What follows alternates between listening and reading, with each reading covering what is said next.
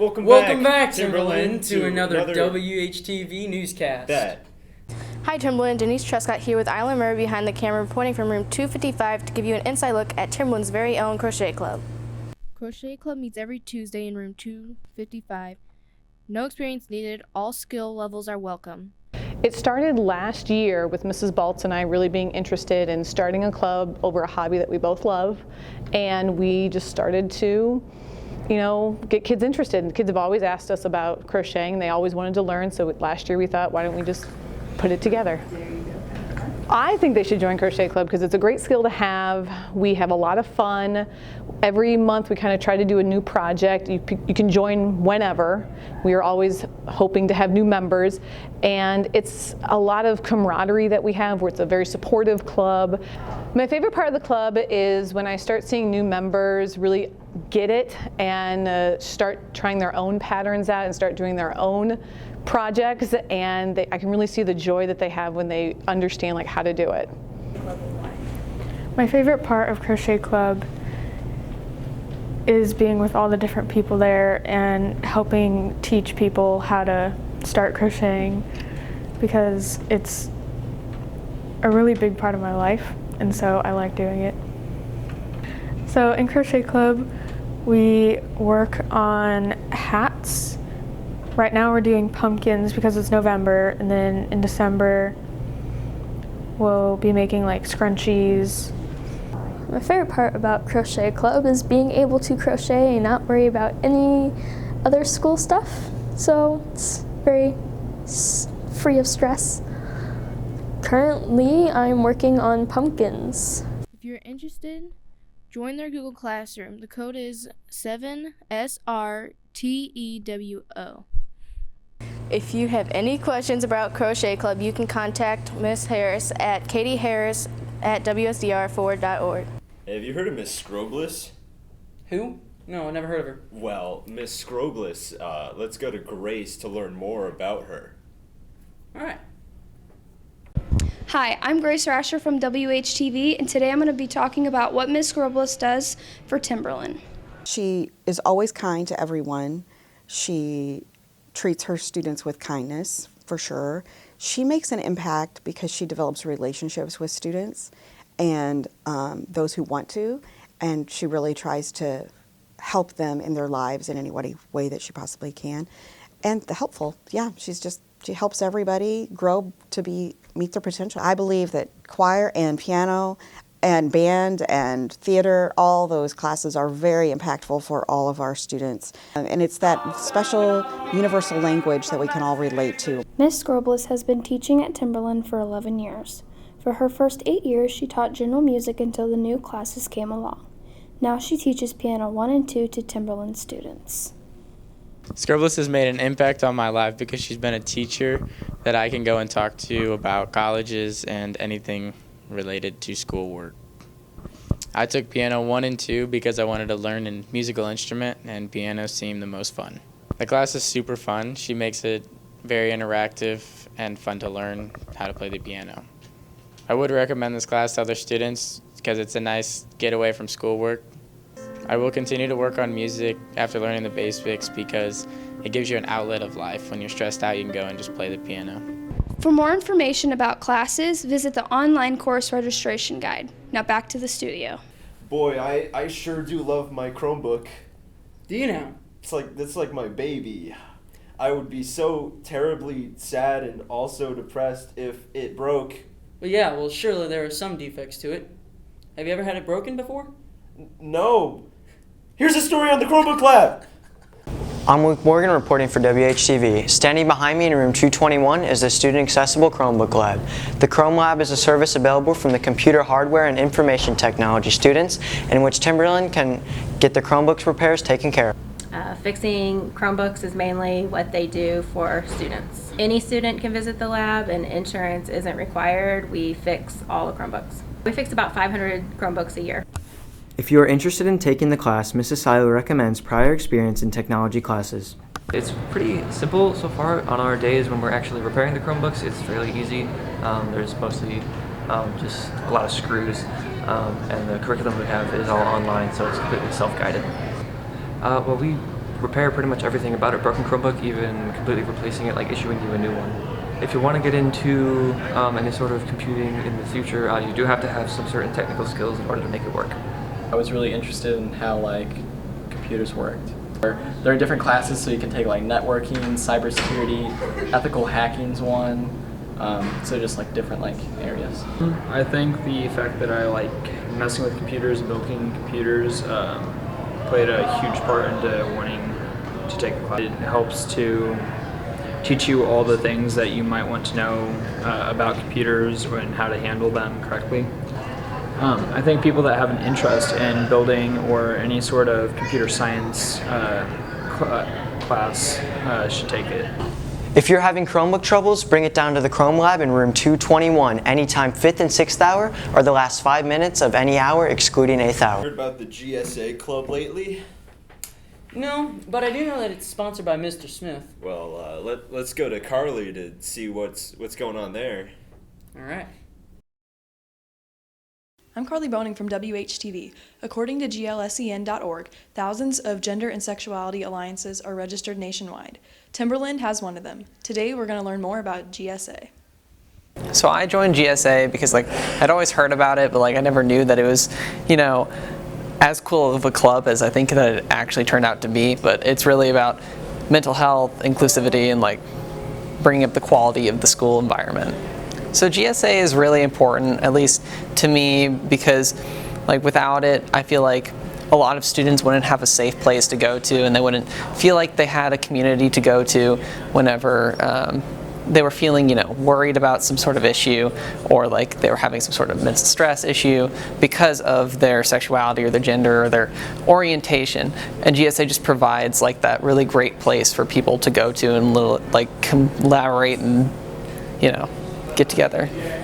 GSA to me means a place where people can be themselves and not have to fear judgment or feel like they have to act differently around other people, and they can actually just be who they want to be. I think GSA is important because it's good for educating everyone about what it means to be part of the LGBT community, and helps clear up a lot of misconceptions that can be found in it. And it can just honestly be a good place for people to find friends. GSA to me is a place for everybody to come. It's open to anybody, whatever your sexuality is, whatever your gender is, it doesn't matter. We accept anybody because we want Timberland to be an open place. GSA is important because students especially, who are, have a different sexual orientation or gender than everybody else, they need a place to feel welcomed. They need a place to be able to come to whenever they need help. We're open. That's the whole LGBT message, is that we are accepting of everybody. If you're interested in joining GSA, contact Mr. Smith. Now back to the studio. Is that TikTok? What? No. It looked like TikTok, but... Sorry, it's just the closest thing I have to Vine these days. Okay, well... let's let others figure out what's better, TikTok or Vine. Ireland Murray here with Denise Trescott behind the camera, here to ask Timberland the real questions. TikTok or Vine? TikTok has 500 million active users worldwide as of 2019, while Vine had 200 million active monthly users as of November 2015. TikTok was rated the most downloaded app on the iOS App Store for 2019, with more than 33 million downloads. I prefer Vine. Vine. TikTok. Vine. I prefer Vine over TikTok because Vine is for those classy folks, and TikTok's for those youngins. Vine. Okay, well, it has to be Vine. Vine. I prefer TikTok because there's a lot of hot guys on TikTok. Probably TikTok. Vine. TikTok because it's newer. I prefer Vine. TikTok. Vine. Vine. I prefer Vine because it actually has good content. TikTok. Vine. TikTok. Vine. In a survey of 187 students and staff, 48.1% said they preferred Vine, 35.8% said they preferred TikTok, and 16% said they preferred neither. TikTok is currently available for both Android and iOS downloading on the App Store. Now back to the studio. You ever played Super Smash Bros. Before? Yeah, a couple times. A couple of my friends say that I main the Mii Brawler. Why wouldn't you just say that yourself? Anyway, here's the Smash Bros. Club. It's a thing. Let's go to Jacob to cover more of this. Hi, my name is Jacob Spudich, and behind the camera is Gavin White. And right behind me is the Smash Club. It's a club here at Timberland that's run by Miss Timpy. The Smash Club is a club here at Timberland. The club was previously run by Peter Holt, but is now run by Samantha Timpy. I decided to take over Smash Club because I felt it was an important outlet for students that had made friends here who may not necessarily fit into some of the other clubs or sports. This was their opportunity to have the social time, to have fun, to celebrate being a game nerd, you know. For junior Chase Higley, he didn't believe there was a Smash Club, but when he did, he later joined. The first thing I really thought was there was no way I thought this was real. Like no way a school would approve this. The main reason I joined was just to hang out with other people who love video games and stuff like that. For junior Maxwell Rudin, he is happy and responsible to be the president of the Smash Club, although they do play other games than Smash. Play other games. We might change it to gaming club or something because some of us kind of keep to ourselves and play our own games, or we'll all play Smash. Yet the main smart board will most likely be used for Smash Bros, while other electronics will be used to play other Nintendo games. I feel like I have a lot of responsibility of keeping this club motivated and alive so people don't draw away from it and it just ends up becoming an empty husk. So I'm honestly very prideful that I get to run a club like this and do something a part of this school.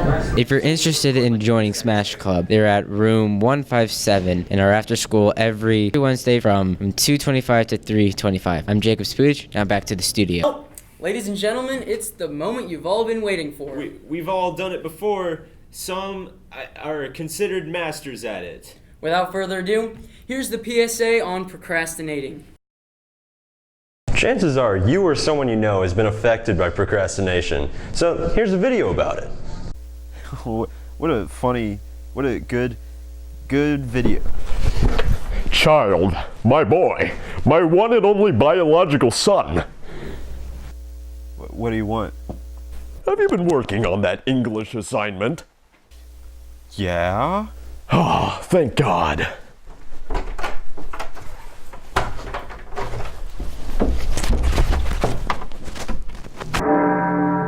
That one's a classic, underestimating the amount of time it takes to finish an assignment.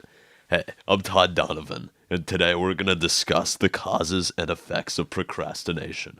And according to verywellmind.com, it's affecting 25 to 75% of college students. Yeah, here's another zinger for you, another cause of procrastination. Thinking things like, I have to be in the right frame of mind to do this. I just need to be in the right frame of mind to finish this. No, son. You'll never be in the right frame of mind.